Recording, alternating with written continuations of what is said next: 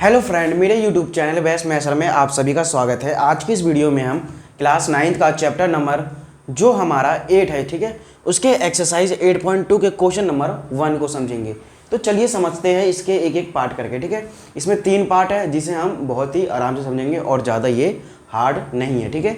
तो चलिए देखते हैं इसमें क्या है। क्वेश्चन में इसमें क्या कहा है, जो ए बी सी डी, यहाँ पर जैसा कि आपको दिखाई दे रहा है, जो ए बी सी डी एक चतुर्भुज है जिसमें पी क्यू आर और एस क्रमश भुजाओं के क्या है, मध्य बिंदु। यानी कि जैसे कि मान यहाँ पर देखिए, ये जो हमारा पी है, ठीक है, ये पी हमारा ए बी का मध्य बिंदु है।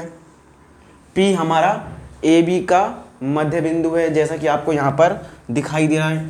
उसके बाद जो हमारा क्यू है, क्यू हमारा बी सी का मध्य बिंदु है, ठीक है। उसके बाद जो हमारा आर है, ये जो हमारा आर है, आर हमारा सी डी का मध्य बिंदु है। और इसी प्रकार जो हमारा डी ए है वो एस का, यानी कि जो एस है वो डी ए का मध्य बिंदु है, ठीक है।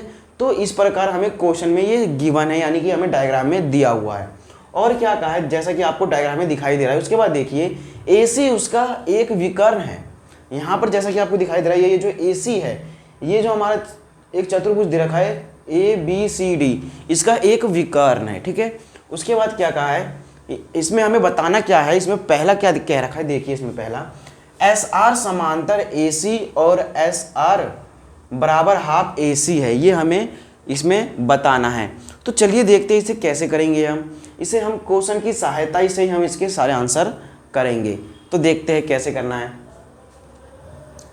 यहाँ पर देखिए हमारा एस आर समांतर ए सी और एस आर बराबर हाफ ए सी है, ये हमें दिया हुआ है। तो एस आर समांतर ए सी, यानी कि जो हमें ये एस आर दे रखा है समांतर है किसके, ए सी के, ये हमें बताना है। तो हम इस तरह से यहाँ पर एक रचना कर लेते हैं, जैसे कि इसको हम पूरा लाइन दे देते, ठीक है।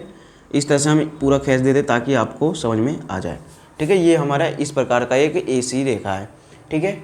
अब देखिए त्रिभुज, ये जो हमारा एस आर है और ये जो हमारा ए सी है, ये किस में आ रहा है त्रिभुज। देखिए यहाँ पर त्रिभुज जो ए डी सी है, त्रिभुज किस में, ए डी सी। तो हम लिखेंगे त्रिभुज ए डी सी में, यहाँ पर लिख देंगे हम त्रिभुज ए डी सी में, ठीक है। अब इसमें देखिए इसमें क्या है, त्रिभुज ए डी सी में क्या है हमारा, यहाँ पर ध्यान से देखिए, ठीक है। ये जो हमारा डी ए है, ठीक है, पहले यहाँ पर देखेंगे, ये जो हमारा त्रिभुज ए डी सी है, इसमें जो डी ए है इसका मध्य बिंदु क्या है, एस है। जैसा कि आपको यहाँ पर दिखाई देगा, जैसे कि देखिए यहाँ पर जो एस है, ठीक है, 1 2 3 4, यहाँ पर एस है। तो यहाँ पर 4 नंबर पे चलिए, 1 2 3 4, यानी कि डी ए का जो मध्य बिंदु है वो क्या है, एस है। तो हम लिख सकते हैं, लिख देंगे यहाँ पर डी ए का मध्य बिंदु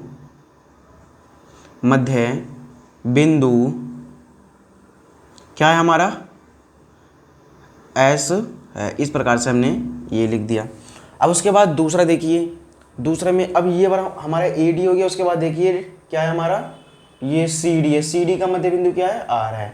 यहाँ पर देख लेते हैं, आर हमारा ये रहा तीसरे नंबर पे, यानी कि 1 2 3, यानी कि तीसरे नंबर पे, यानी कि सी डी। तो हम क्या लिख सकते हैं, हम लिखेंगे सी डी का मध्य बिंदु, सी डी का मध्य बिंदु, तो सी डी का हमारा मध्य बिंदु क्या हो जाएगा, जो हमारा सी डी है उसका मध्य बिंदु क्या है, यहाँ पर आर है, जैसा कि आपको क्वेश्चन में भी कहा गया है। तो हम यहाँ पर लिख देंगे आर है, ठीक है। इस प्रकार से हमने लिख दिया। अब इन दोनों का जो हम कारण दे देंगे, लिख देंगे, ये क्वेश्चन में हमें दिया गया, यानी कि लिख देंगे दिया है। इस प्रकार से हम यहाँ पर ब्रैकेट में लिख देंगे, ठीक है, दिया है। इस प्रकार हमने लिख दिया। अब उसके बाद देखिए ये हमने यहाँ पर ये बता दिया कि जो डी ए है का, जो डी ए का जो मध्य बिंदु है वो क्या है हमारा, एस है, और सी डी का जो मध्य बिंदु है वो आर है।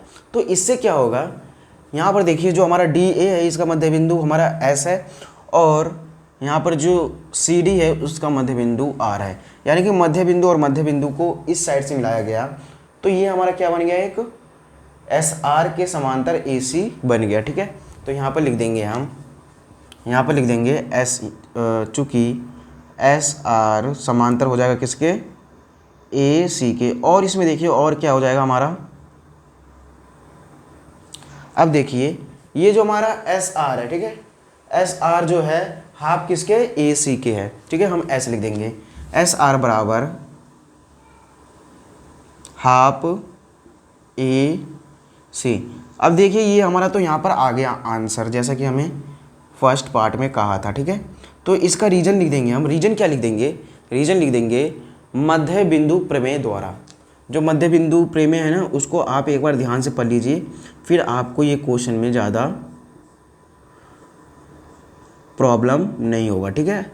तो आई होप आपको इतना समझ में आ गया। मध्य और जो हमारा मध्य बिंदु प्रमेय है उसके अनुसार क्या हो जाएगा, ये हमारा सिद्ध हो जाएगा, यानी कि हम इसको दिखा दिए, ठीक है, मध्य बिंदु प्रमेय के अनुसार, ठीक है, के लिख देंगे के अनुसार। बस आपको क्या करना है, जो चैप्टर 8 है उसको, उसके जितने भी प्रमेय हैं, बस आपको उन सभी को समझ लेना है, ताकि ये जो क्वेश्चन आएंगे वो आपको अच्छे से समझ में आ जाए और ज़्यादा आपको प्रॉब्लम ना हो। इसीलिए कह रहे हैं कि आपको प्रमेय जो है इसके याद होने चाहिए। उसके बाद देखिए हमारा दूसरा क्या है, दूसरा क्या है, पी क्यू और पी क्यू बराबर है एस आर, ठीक है, ये हमें बताना है। तो पहले देखेंगे जो हमारा पी क्यू है और वो जो एस आर है ये किस में आ रहा है, देखेंगे यहाँ पर देखिए जो पी क्यू है और हमारा क्या है एस आर, यानी कि हमने इस वाले त्रिभुज को देख लिया, अब इस वाले त्रिभुज को देखेंगे। त्रिभुज क्या है, ए बी सी, तो लिखेंगे त्रिभुज ए बी सी में, तो यहाँ पर लिखेंगे हम, यहाँ पर लिख देंगे त्रिभुज ए बी सी में, इस प्रकार से हम लिख देंगे, ठीक है। यहाँ पर हमने अभी त्रिभुज ए डी सी को देख लिया है, इसीलिए हमने यहाँ पर ये नहीं लिखा। अब उसके बाद देखिए इसी प्रकार से हम इसको, इसी प्रकार से इसमें भी रचना करेंगे। तो चलिए देखते हैं क्या है इसमें। तो इसमें देखिए हमें क्या बता, यहाँ पर देखिए ये जो त्रिभुज हमारा ए बी सी है, ठीक है, इसमें जो ए बी है, यहाँ पर जो ए बी है इसका मध्य बिंदु क्या है, पी, जैसा कि आपको क्वेश्चन में दिया होगा। ये जो पी है हमारा किसका है, पहले में देखेंगे ए बी का। तो हम क्या लिख देंगे यहाँ पर इस तरह से हम यहाँ पर क्या लिख देंगे, अब ए बी का क्या लिखना है, ए बी का जो हमारा मध्य बिंदु क्या है, पी है। ए बी का मध्य बिंदु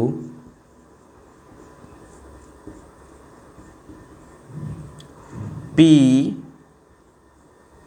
है, इस प्रकार से हमने लिख दिया पहला। अब उसके बाद दूसरा भी देख लेंगे, इसी में जो त्रिभुज में आ रहा है, जैसा कि आपको यहाँ पर दिखाई दे रहा है, ठीक है। तो ये बी सी है, यहाँ पर क्या है, बी सी। तो बी सी का मध्य बिंदु क्या हो जाएगा, बी सी का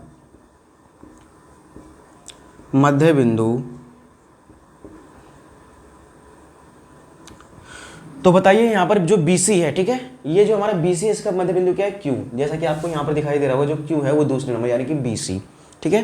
तो बी सी का जो मध्य बिंदु है हमारा क्या है, क्यू, तो यहाँ पर लिख देंगे क्यू है।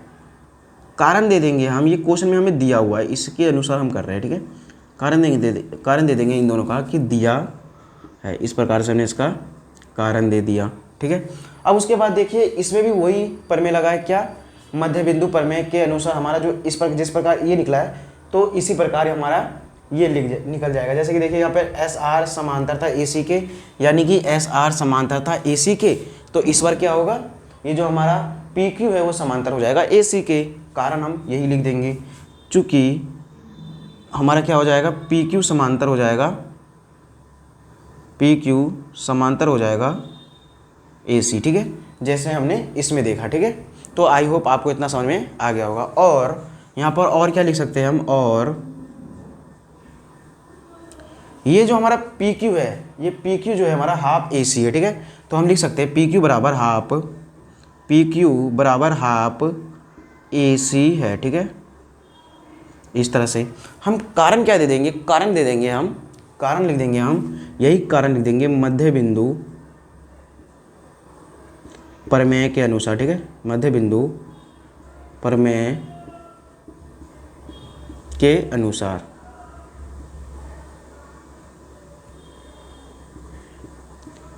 इस प्रकार से हमने इसका कारण दे दिया। तो आई होप आपको इतना समझ में आ गया होगा, बहुत ही आराम से हम समझा रहे हैं आपको, ठीक है। तो देखिए हमें ज़्यादा समझना है, रटना नहीं है क्वेश्चन को, ठीक है। इसमें आपको जितना इसमें बेसिक कॉन्सेप्ट दिख रहा है उसको आपको ज़्यादातर समझना है। और आपको बता दें, आपके जितने भी त्रिभुज या फिर चतुर्भुज से रिलेटेड क्वेश्चन है उसके प्रमेय जरूर याद कर ले और समझ ले, ठीक है। तो चलिए, आपको यहाँ तक समझ में आ गया होगा। अब देखिए इससे क्या होगा हमारा, अब यहाँ पर ध्यान से देखिए, अब हमने इसको मान लिया इक्वेशन फर्स्ट, ठीक है, इसको मान लिया हमने इक्वेशन फर्स्ट, और ये जो है हमारा इसको मान लिया हमने इक्वेशन सेकंड।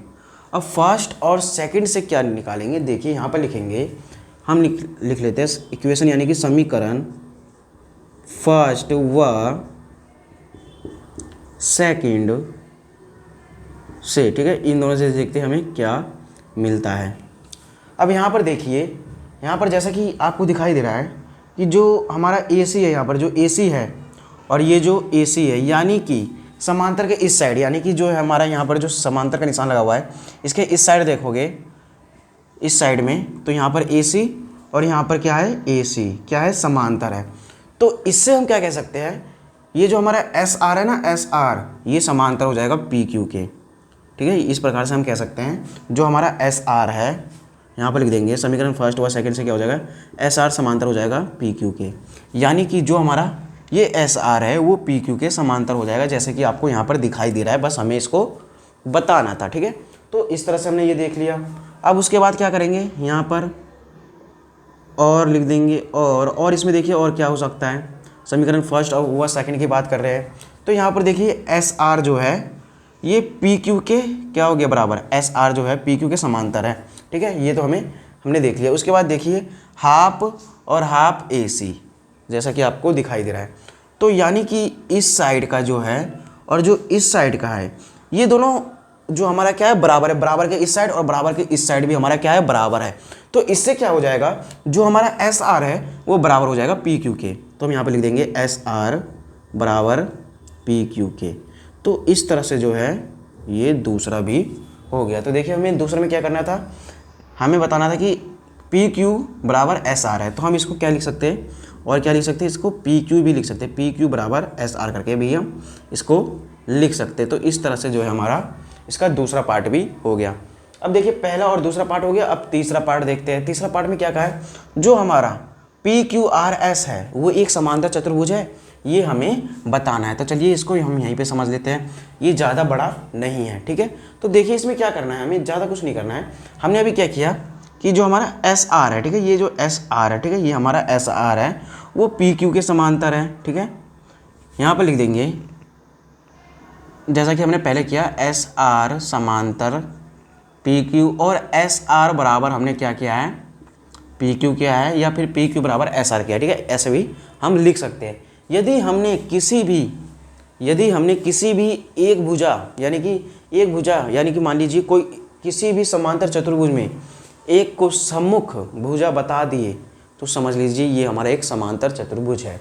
तो ये और ये हमारा समांतर है, आपस में ये बराबर है, और आमने सामने की भुजाएं बराबर है, और ये क्या है, समांतर है। इसीलिए यहाँ पर हमने जो सिद्ध किया है उसके अनुसार ये हम यहाँ पर लिख देंगे सिद्ध किया, तो ये हमारा क्या हो जाएगा, एक समांतर चतुर्भुज हो जाएगा, सिद्ध किया, ठीक है। ये हमने लिख दिया, क्या है हमारा PQRS, यानी कि PQRS ये हमारा क्या हो जाएगा, समांतर हो जाएगा, कारण हमारा ये हो गया। और इसके बाद लिख देंगे चूंकि PQRS समांतर चतुर्भुज है। इस तरह से इसका जो है आंसर कंप्लीट हुआ। इसमें ज़्यादा कुछ नहीं था, बस आपको थोड़ा सा इसमें बेसिक और कॉन्सेप्ट के साथ क्वेश्चन को करने हैं। और आपको बता दें इसमें जो प्रमेय हैं, जो आपके एक्सरसाइज में प्रमेय हैं, वो आप सभी को अच्छे से समझ लेना है। और क्योंकि आपके एग्ज़ाम में 3 नहीं तो 5 नंबर के प्रमेय जरूर आएंगे, वो भी कैसे, स्टेटमेंट यानी कि इसी प्रकार के, ठीक है। तो आई होप आपको अच्छे से समझ में आ गया होगा ये क्वेश्चन। अब मिलेंगे हम नेक्स्ट वीडियो में, जब तक के लिए धन्यवाद और थैंक यू।